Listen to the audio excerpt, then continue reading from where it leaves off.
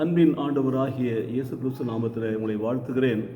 ஏசாயா தீர்க்கதரிசி புஸ்தகத்தில் 32ஆம் அதிகாரத்தில் 8ஆம் வசனம் இப்படியாய் வாசிக்கிறோம்.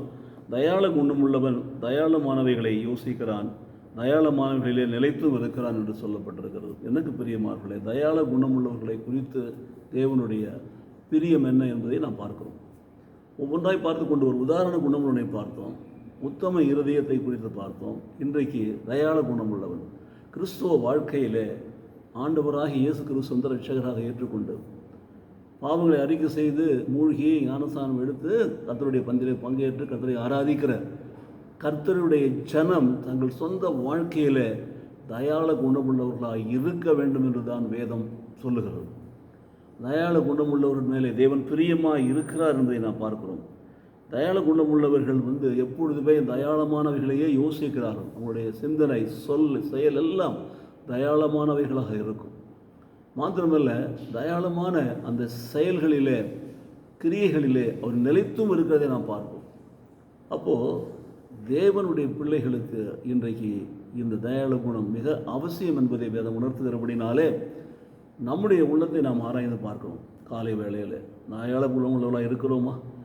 தயாள குணமுள்ளவர்களாக நாம் மற்றவர்களோடு கூட பழகுகிறோமா, பேசுகிறோமா, அன்பை வெளிப்படுத்துகிறோமா, உதவி செய்கிறோமா, விசாரிக்கிறோமா, கொடுக்கிறோமா?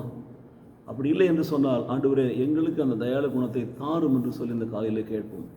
கர்த்தர் அப்படி கொடுக்கிற பொழுது நாம் எப்பொழுதுமே தயாளமானவர்களையே சிந்திக்கிறவர்களாக, யோசிக்கிறவர்களாக இருப்போம். நம்முடைய சிந்தனைகளும் நம்முடைய யோசனைகளும் நம்முடைய எண்ணங்களும் செயல்களாக மாறும். அப்போ தயாளம் உண்ணவர்களாகிய நாம் செய்கிறவர்களாக இருப்போம். தயாள குணத்தில் நாம் நிலைத்திருப்போம். தேவன் நம்மை ஆசீர்வதிப்பாராக. நல்ல தகப்பனே, இந்த காலை வேளையில் தயாள குணமுள்ளவர்களை குறித்த ஒரு ஆண்டவரே தேவனுடைய வார்த்தை எங்களுக்கு சொன்னபடியால் ஸ்தோத்திரம் செலுத்துகிறோம். தயாள குணமுள்ளவன் எப்பொழுதும் தயாளமானவைகளையே யோசிக்கிறான் என்பதோடு மாத்திரமல்லாமல் தயாள குணமுள்ளவன் தயாள குணத்திலே நிலைத்திருக்கிறான் என்பதை உணர்த்தினபடியால் நமக்கு நன்றி செலுத்துகிறோம். நாங்கள் எங்கள் வாழ்க்கையிலே அந்த தயாள குணம் உள்ளவர்களாக மாற உம்முடைய கிருபையினாலே எங்களை ஆசீர்வதிப்பீரா. தயாள குணமுள்ளவர்களாக நாங்கள் எல்லோருக்கும் பகிர்ந்து கொடுத்து அன்பை வெளிப்படுத்தி ஆண்டவர் இயேசுவுக்கு சாட்சியாய் வாழ எங்களை ஆசீர்வதித்து நடத்துவீரா. இயேசு கிறிஸ்து நாமத்திலே பிதாவே, ஆமென்.